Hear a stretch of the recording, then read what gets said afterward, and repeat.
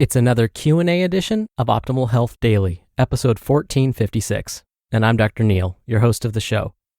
Hey there, welcome back to another special Friday edition of Optimal Health Daily. Why is it so special? Well, this is where I answer your questions. So every Friday, I answer the questions that you send in. On the other days, I read health and fitness blogs to you like an ongoing audiobook. Now, if you want to know more about me and my background and my credentials and why I call myself Dr. Neil, definitely check out one of the Q&A episodes from earlier this month. I believe it was on August 2nd. Goodness, it feels so long ago. But I'm going to spare you from all of that and get right to today's question and start optimizing your life. Today's question came via email. Andrea writes, "Is the keto diet good for a person in their 80s? Thank you." Thank you so much for the question, Andrea. For over 100 years, the ketogenic diet, or keto diet, has been used to help treat certain health conditions. Epilepsy is probably the most notable of these.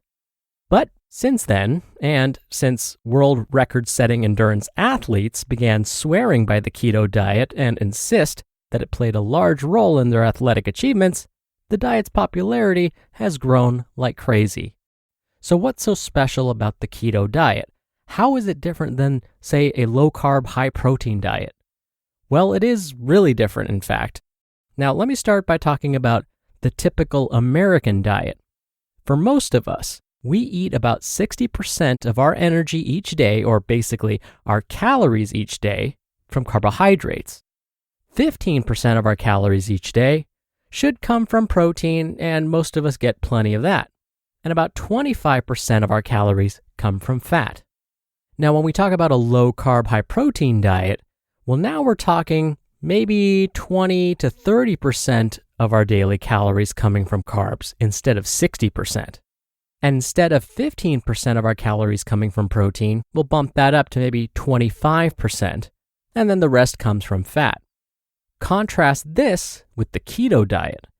The keto diet requires a person eats 10% of one's daily calories from carbohydrate, 20% from protein, and a whopping 70% from fat. So it's basically a lower carbohydrate, high fat diet. Now it's called a keto or ketogenic diet because this lowered consumption of dietary carbohydrate leads to the buildup of these things called ketones in the body. So what are ketones? You're probably familiar with one type of ketone, nail polish remover, also known as acetone. Acetone is just one type of ketone.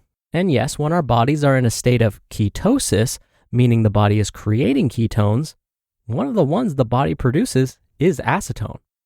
Now, if you were to follow a ketogenic diet over a period of 2 weeks or longer, you would end up in a state of ketosis, meaning your blood levels of ketones, like acetone, have increased to a higher than normal level. Now, you're probably thinking, is being in a constant state of ketosis bad? Is it possible that following such an extreme diet could be actually beneficial? Well, the majority of published studies on the health effects of the keto diet have recruited elite athletes as participants.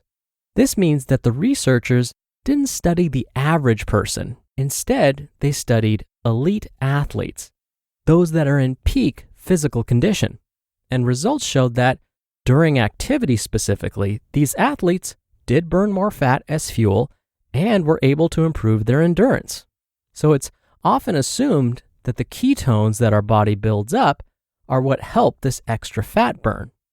Now we know that in the short term, when otherwise healthy individuals follow a ketogenic diet, it appears to be relatively safe.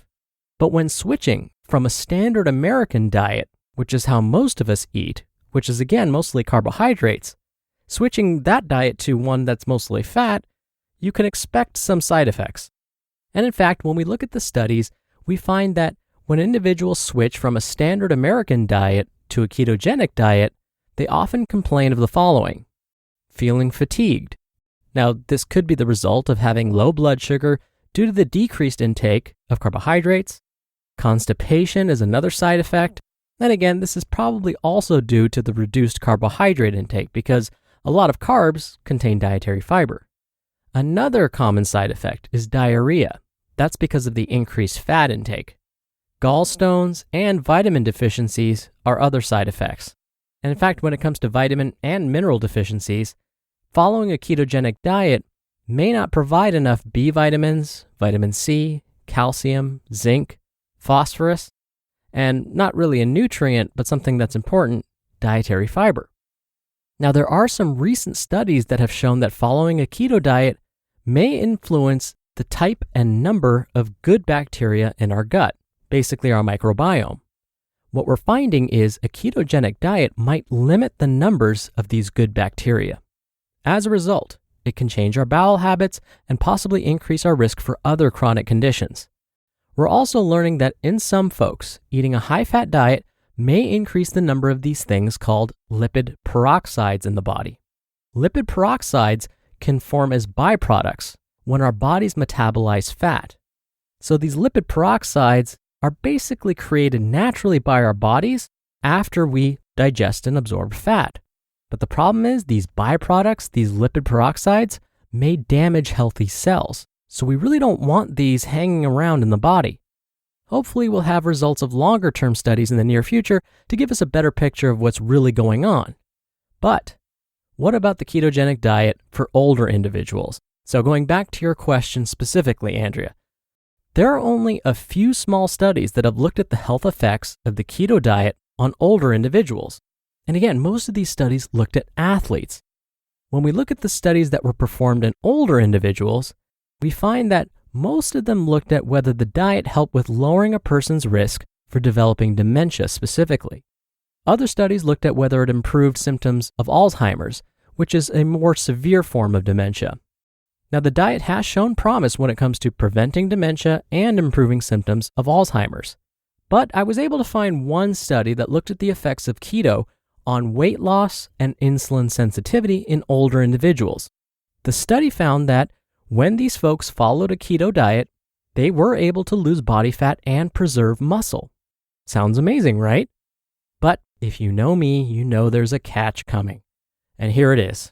All of these studies were performed in the short term, meaning 2 months or less. When other studies have tried to keep people on the keto diet for longer, they found that people tend to drop out. And that's because folks find it really challenging to follow the diet even within a short time frame, like 2 months or less. So it becomes really difficult to make health recommendations when so few are in the study sample to begin with, and then really few people actually complete the study. And again, let's go back to some of the other studies that were performed in elite athletes. Elite athletes have very different nutritional needs when compared to the rest of us. Even those that are active on a regular basis are already changing their metabolisms. And elite athletes have even more unique metabolisms. So Andrea, all of this to say that we still don't know how an older individual might respond to following a keto diet for longer than 2 months. Now, if this eating pattern does appeal to you, it would be wise to discuss this diet with your physician to make sure it's safe, given your current health status and prior health history. And if you and your doctor decide that it's a good idea to give it a shot, start very slowly. Don't jump right into the keto diet. That way, you'll prevent many of those uncomfortable side effects. Now, if planning a vacation stresses you out, check out Apple Vacations. For over 50 years, Apple Vacations has provided affordable, top-quality vacation packages. Just think of them as your one-stop shop for that next-level summer vacation. Apple Vacations will help you plan your entire getaway with confidence. That's personalized service, exceptional values, and so much more. They're known as America's favorite vacation company for good reason. Plus, you can choose destinations like Mexico, the Caribbean, Central America, Hawaii, and the continental US. Book confidently when you add Travel Protection Plus to your trip, which means you can cancel or change your reservation with no additional change fees. Now, for a limited time, you can use promo code SAND75 and take $75 off your stay at Live Aqua in Cancun or Punta Cana. Just go to applevacations.com oldvacation.com/optimal-health-daily to get this steal of a deal to your favorite Live Aqua resort today. That's applevacations.com/optimal-health-daily. And again, thank you for the question, Andrea. Now, if you want to send me a question to be answered right here on the show, you can email it directly to health@oldpodcast.com. You can also call in your question. The number is 61 I love OHD, or you can submit your audio question at oldpodcast.com/ask. All right. Thank you so much for listening every day. Thank you for listening all the way through, and I'll see you back here over the weekend. And oh yeah, tomorrow is my birthday, where your optimal life awaits.